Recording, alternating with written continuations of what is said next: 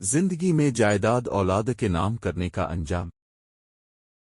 अस्सलाम अलैकुम नाज़रीन, इस वीडियो में हम आयशा खान की अफसोसनाक मौत और उसकी वजूहात के बारे में कुछ हक़ाइक़ आपके सामने रखेंगे जो बावसूख ज़राए से मिली है। लेकिन सबसे पहले गुजारिश करूंगा कि मेरे इस चैनल को सब्सक्राइब करें और वीडियो को लाइक और शेयर भी करें। शुक्रिया। तो चलिए चलते हैं अपने मौजू की तरफ। अच्छा हुआ आयशा आपा मर गईं, है ना बड़ी अजीब बात। भला किसी के मरने पे कोई इस तरह कहता, लेकिन जो अंजाम आयशा आपा का हुआ इस पर अब भी बेइख्तियार यही कह देंगे। ये जिक्र है पाकिस्तानी ड्रामों में काम करने वाली मशहूर खातून का। इनकी डेड बॉडी चंद दिन पहले इनके घर से मिली है। अपने घर में ये कई बरस से अकेले भूत बनकर रह रही थीं, और वजह ये नहीं कि इनका कोई था नहीं। इनका एक बेटा अपनी बीवी और 2 बच्चों के साथ कराची डिफेंस खियाबान बहरिया में 4 कनाल के वसी महलनुमा घर में खुश-ओ-खुर्रम जिंदगी गुजार रहा है। दूसरा बेटा इस्लामाबाद में रहता है, जिसका चेक शहजाद में 8 कनाल का फार्म हाउस और बहरिया में लग्जरी कोठी और कराची में करोड़ों रुपए मालियत की प्रॉपर्टी है।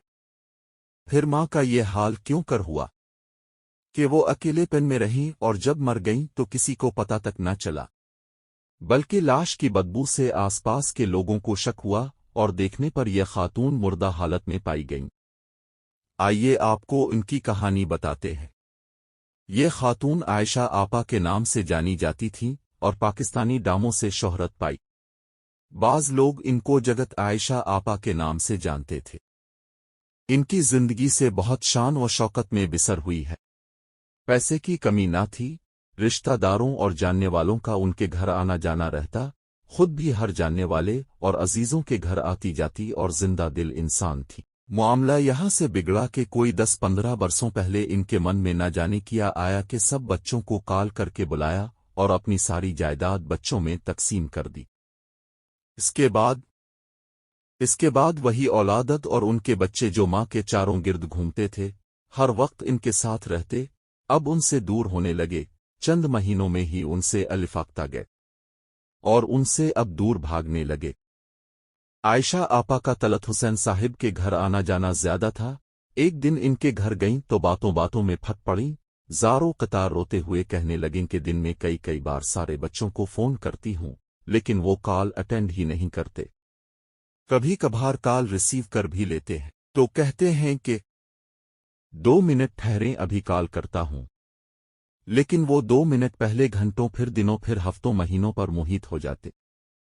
आयशा आपा फोन हाथ में पकड़े इंतजार करती रह जाती। कभी कभी तो सारी रात इंतजार करते गुजर जाती, लेकिन किसी एक का भी फोन नहीं आता। इन सब से कोई 15 बरस पहले जब उन्होंने जायदाद अपने बच्चों के नाम न की थी तो ये अपनी डायरी पर तरतीब से दिनों की तकसीम और बाकायदा शेड्यूल बना रखती थीं कि रोजाना किसी न किसी गरीब और नादार के घर जाना है। उनके लिए राशन और नकदी, कई गरीब घरानों के बच्चों के स्कूलों की फीसें और न जाने कितने नादार खानदानों के नाम थे जिनके आयशा आपा की तरफ से बाकायदा वजीफे लगे हुए थे। कि फिर एक दिन सब कुछ बदल गया। अपनी जायदाद अपने बच्चों के नाम कर दी और उसके बाद उनका कोई अपना ना रहा। बल्कि सच तो ये है कि उनकी मौत का आगाज वही से हुआ। बस जान निकलने में कोई 15 बरस लग गए। इसलिए ही आगाज में ही कहा कि अच्छा हुआ सांस की डोरी टूट गई। शायद उन्हें सुकून मिल गया होगा। जब तक जिंदा रहती अपनों की बेरुखी हर रोज मारती रहती। एक दफा में जान निकली तो हर रोज के अजाब से जान छूट गई होगी। कहने वाले कहते हैं कि अकेलेपन ने उनका जहन भी बिगाड़ दिया था। दिन को बाहर निकलती ही नहीं थी। वो बच्चों की बेवफाई में बेचैन रहती। रात को अक्सर अपने मकान के बाहर निकल आती। सारी रात टहलती और बड़बड़ाती रहती। फिर थक के चावर हो जाती तो नीचे बैठ जाती। और उसके का 6 अरसा बाद हाल बिगड़ गया। रात को बाहर निकल के बड़बड़ाने के साथ अचानक चीखें मार कर रोने लग जाती। पड़ोसी बेचारे इनके करीब आते तो ये उन्हें जोर से डांटना शुरू हो जाती। कहते हैं कि चंद हफ्तों से उन्होंने रात को भी घर से बाहर आना छोड़ दिया था। कभी कभार ही चंद मिनटों के लिए दिखाई देती। پھر پاؤں میں فریکچر آیا۔ کبھی کبھار گھر سے کوئی شور سا سنائی دیتا اور پھر خاموشی، لیکن اس بار خاموشی خاصی طویل ہو گئی، اور پھر فلیٹ سے عجیب سی بدبو آنے لگی تو پتہ چلا کہ عائشہ آپا کو اکیلے پن نے مار دیا۔ سب کو اس سے سبق سیکھنا چاہیے۔ کئی لوگ اس حقیقت کو سمجھتے بھی ہیں، لیکن بعض لوگ نادانی کر بیٹھتے ہیں۔